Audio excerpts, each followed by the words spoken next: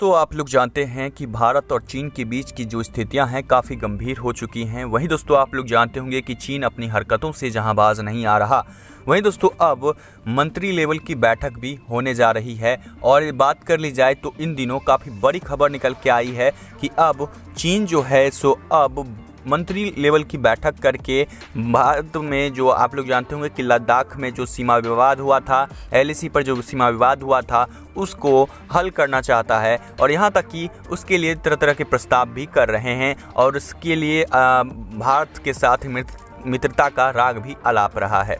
Hello दोस्तों, मेरा नाम है राजीव और आप लोग दिख रहे हैं टुडे हिंदुस्तान न्यूज। जी हाँ, बात कर ली जाए तो आप लोग जानते होंगे कि भारत और चीन के बीच लद्दाख में एलएसी पर सीमा विवाद हुआ।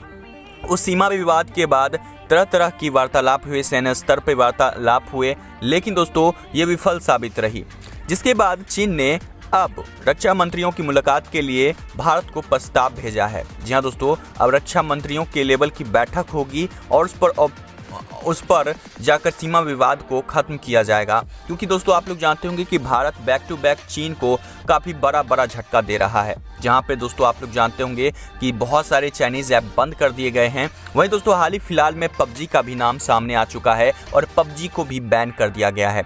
जिसके बाद चीन पूरी तरह से तिलमिला उठा है। जी हाँ दोस्तों, चीन जो है पूरी तरह से तिलमिला उठा है और वो भारत के साथ अब दोस्ती का राग आलापने लगा है और भारत के साथ मित्रता करने की बात कह रहा है। और यहाँ तक कि प्रस्ताव भेज रहा है कि भाई मंत्री लेवल की बैठक करके इस सीमा विवाद को सुलझाकर बात खत्म करते हैं।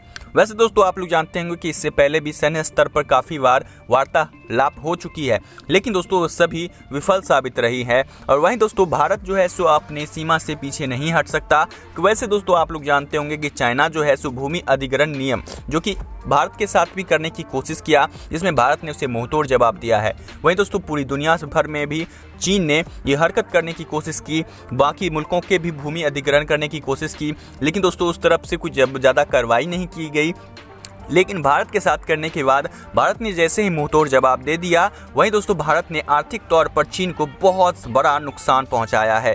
जी हाँ दोस्तों, बात कर लीजिए, भारत ने काफ़ी आर्थिक तौर पर नुकसान पहुंचाया रहा है। वहीं दोस्तों भारत से में जितना भी चीन का मार्केट था उसे उखाड़ कर भारत से बाहर फेंक दिया गया है। वहीं दोस्तों चीन में बहुत सारी कंपनियां थी, वो भारत में उसे वापस भारत में भी स्टार्ट करने के लिए यहाँ पर स्टार्ट करके यहाँ पर से मैन्युफैक्चरिंग करके बाहर माल एक्सपोर्ट करने का भी बहुत बड़ा छूट दिया है।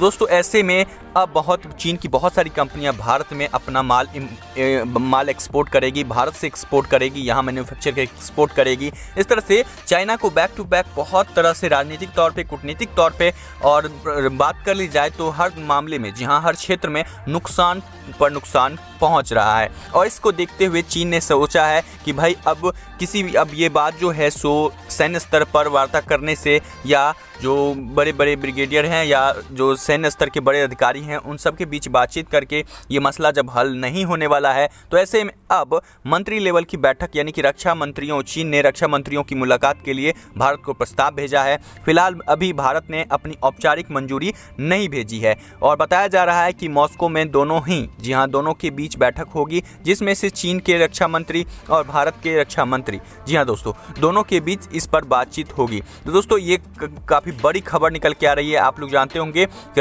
राजनाथ सिंह, जी हाँ, जो कि हमारे देश के रक्षा मंत्री हैं, वो उनकी, और बात कर लिया चीनी रक्षा मंत्री वेई फेंघी, जो कि दोनों के बीच द्विपक्षीय बैठक की बात कर रहा है चीन। और दोस्तों ऐसे में फिलहाल भारत ने इस पर कोई मंजूरी नहीं दी है। वैसे दोस्तों आपका क्या कहना है इस पर? वैसे दोस्तों अब चीन जो है सो भारत के साथ दोस्ती का राग अलापने लगा है और चीन को इतना बड़ा नुकसान पहुंचा है जिससे चीन के मार्केट को काफ़ी नुकसान पहुंचा है और चीन की अर्थव्यवस्था में काफ़ी गिरावट देखी गई है, जिससे चीन अब बौखला उठा है और चीन किसी तरह से भारत के साथ विवाद ना करते हुए उसके साथ मित्रता का राग अलापने लगा है। क्योंकि भारत के साथ बहुत सारे देश जुड़ चुके हैं और भारत के साथ खड़े हो गए हैं और भारत के साथ अपना व्यापार साझा करने पर प्रस्ताव पारित किए हैं। और ऐसे में भारत भी उनका साथ दे रहा है और भारत के साथ ही बिजनेस करने को भारत भी तैयार बैठा है कि भारत के साथ वो बिजनेस करें और भारत भी उन्हें लाभ देगा और वो भी हमें लाभ देंगे। तो दोस्तों ऐसे में चीन को पूरी दुनिया भर से बाइकआउट कर दिया गया है। तो ऐसे में दोस्तों अब भारत के साथ वो